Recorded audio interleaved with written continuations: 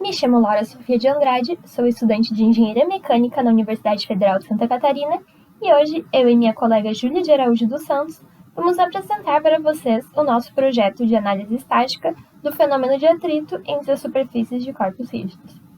O foco dado é um experimento prático que visualiza esse fenômeno e analisa seu comportamento em diferentes testes. Vou começar explicando um pouco mais o motivo da escolha dessa temática e o que nos levou a desenvolver o projeto. Bom, apesar de ser um assunto importante, atualmente há uma defasagem de materiais de estudo quando o tema é atrito. Há um baixo índice de artigos, estudos aprofundados e interesse acadêmico considerando que é um assunto essencial nas mais diversas áreas da engenharia mecânica. O atrito está presente em qualquer duas superfícies em contato que possuam tendência a ter movimento. Sendo assim, as forças de atrito estão presentes em toda parte, influenciando o funcionamento de automóveis, máquinas e até mesmo o nosso caminhar. Em alguns casos, os efeitos do atrito podem provocar perdas de eficiência em máquinas, assim como erros que precisam ser minimizados. E seu valor sendo decisivo em áreas como a saúde, com o uso de próteses, por exemplo, automobilismo, máquinas de comando numérico, entre muitas outras coisas. Assim, o estudo do comportamento do atrito é de grande relevância, pois esse fenômeno está presente na interação dos mais diversos materiais, causando impactos na eficiência de maquinários, podendo ser causador de erros indesejados ou ainda podendo auxiliar um melhor funcionamento. Bom, mas o que consideramos necessário para realizar o experimento? Pensando no aspecto de trazer conhecimento para os estudantes, buscamos promover que esse experimento pudesse ser realizado com um instrumento simples, de fácil obtenção, e que fosse de fácil aplicação em casa, visto que o acesso à tecnologia avançada não é possível a todos, e seu uso limitaria o público com acesso à experiência. Desse modo, procuramos entender e estudar um pouco mais sobre essa temática. Mas, ao mesmo tempo, queríamos que o assunto fosse abordado de maneira simples e prática, de modo a despertar interesse dos estudantes pelo assunto. E, comitantemente ao processo de imergir o aluno no conteúdo proposto, a realização de uma visão prática do assunto provoca no aluno a busca por uma alternativa de resolução do problema, diferente da trazida em sala de aula, incitando aspectos de empreendedorismo desde a fase de formação acadêmica do indivíduo. Bom, mas o que é o experimento em si? Analisando o comportamento do atrito, a combinação das diversas características de atrito pode resultar numa função não linear semelhante ao gráfico que representa a força de atrito versus a velocidade em regime permanente. O atrito de Coulomb, também conhecido como atrito a seco, ocorre quando as superfícies não estão lubrificadas e é proporcional à força normal, enquanto o atrito viscoso ocorre quando há lubrificação e é proporcional à velocidade relativa entre as superfícies. O atrito de Strebach acontece quando essa velocidade é baixa e se caracteriza por sua não linearidade, como observado na figura. Analisando um cenário sem lubrificação, a maior força de atrito acontece quando o corpo está na iminência de iniciar seu movimento, em Fs, e o atrito passa de ser estático e se torna cinético.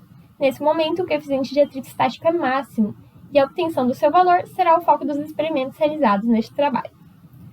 Como é uma força de reação que é proporcional à força aplicada e depende da rugosidade dos materiais que estão em contato e das reações de equilíbrio do sistema. Assim, procuramos utilizar materiais diversos e corpos rígidos com pesos diferentes para os testes visando um cenário mais abrangente.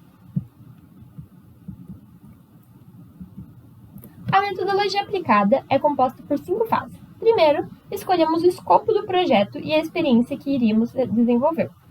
Então, realizamos experimentos e, posteriormente, analisamos os resultados obtidos. Finalizamos realizando os cálculos para a obtenção de dados desejados, como a força de atrito máximo, e reunimos as informações, comparações e observações em um relatório. Após a escolha do escopo do projeto e da experiência, explicado anteriormente, ocorreu a realização dos experimentos, que são da seguinte forma. Foram variados o ângulo de planos inclinados a fim de obter a angulação máxima que antecede o deslizamento de um bloco sobre essa superfície. Com esse dado, foi possível obter o valor do coeficiente de atrito estático máximo da superfície, o que permitiu o cálculo de outros aspectos do experimento.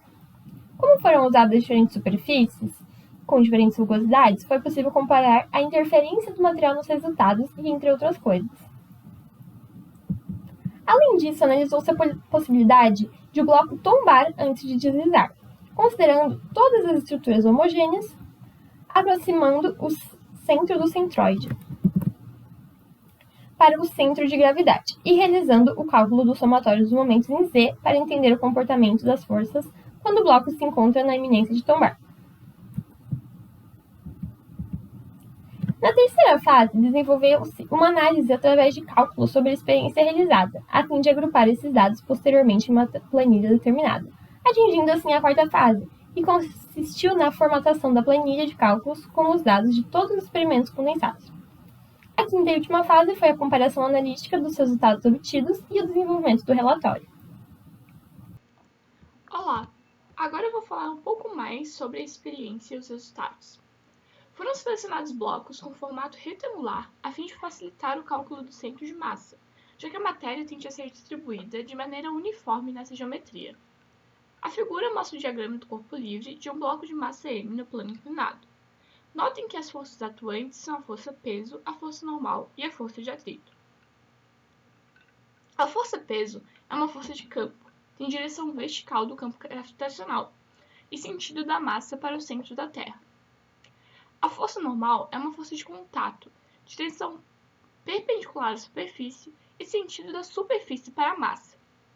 A força de atrito também é uma força de contato, direção paralela à superfície de contato e sentido contrário ao movimento. Analisando pela aplicação da segunda lei de Newton para o bloco da posição 1, em cada uma das direções normal e tangencial, de acordo com esses sistemas de coordenadas, representado no diagrama, e pelas condições de equilíbrio, note que não existe movimento na direção vertical. Logo, a componente normal da aceleração é nula. As componentes normal e tangencial da força-peso podem ser determinadas a partir do ângulo de inclinação do plano usando relação trigonométrica. Logo, pode-se deduzir que para a condição de repouso do bloco para a superfície do plano inclinado, essa equação define o regime de atrito. Assim, através das equações de equilíbrio, obtém-se o máximo coeficiente de atrito estático através da tangente do ângulo de deslizamento, calculado pelo sistema de medição angular presente em dispositivos de telefones móveis. A fim de obtê-lo, posicionou-se o dispositivo juntamente ao bloco e, conforme a variação angular manual do plano, o sistema estimou a inclinação. Após o início do deslizamento do bloco, o sistema foi pausado e fixado no ângulo para anotação, sendo esse o ângulo máximo. Assim, obtiveram-se os seguintes valores de atrito estático máximo para as diferentes interações. A força de atrito máxima acontece quando o objeto está na iminência do movimento e é proporcional à força normal, ou seja, a força que a superfície exerce no corpo. Como neste caso a força normal é igual ao componente vertical da força-peso, a força de atrito máxima é dada pela equação acima. A relação da força de atrito máxima depende dos materiais e do objeto, e tem seus valores calculados pelas equações escritas anteriormente. Os valores obtidos estão mostrados na tabela. Já realizando o cálculo dos somatórios dos momentos em Z, entendemos o comportamento das forças quando o bloco se encontra na iminência de tombar. Sendo B o comprimento do bloco, H a altura do centro de gravidade até a superfície e posicionando a origem do sistema de coordenadas em uma das quinas do bloco, o desenvolvimento da equação é como apresentado. Usando este resultado, obtemos o ângulo máximo em que a superfície poderia ser inclinada antes de o bloco tombar nos nossos experimentos. Os resultados obtidos foram comparados com os ângulos de deslizamento das experiências, sendo esses menores. Se os blocos tivessem dimensões diferentes, com uma altura maior, o cenário poderia ser invertido e ele iria tombar antes de ocorrer o deslizamento. Este trabalho proporciona a análise do comportamento do atrito de maneira tangível e acessível, possibilitando uma aplicação dos conteúdos de estática e abordando um assunto de relevância para o meio da engenharia mecânica. Foi observado que o valor do coeficiente de atrito e a força máxima de atrito podem variar de acordo com os materiais utilizados, e como o comportamento dos blocos pode variar de acordo com suas características. Os dados obtidos a partir dos cálculos e análises apresentados estão em consonância com a literatura científica, evidenciando que quanto maior a rugosidade de uma superfície, maior o seu coeficiente de atrito estático. Em pesquisas futuras, pretende-se verificar a repetibilidade e confiabilidade dos resultados, por meio de repetição, automatizar os testes para que a pesquisa fique menos sujeita a erro humano e propor estudo das características do atrito, não só em corpos rígidos, mas também em corpos como máquinas de comando numérico, a fim de compreender a não linearidade desse. Obrigada pela atenção.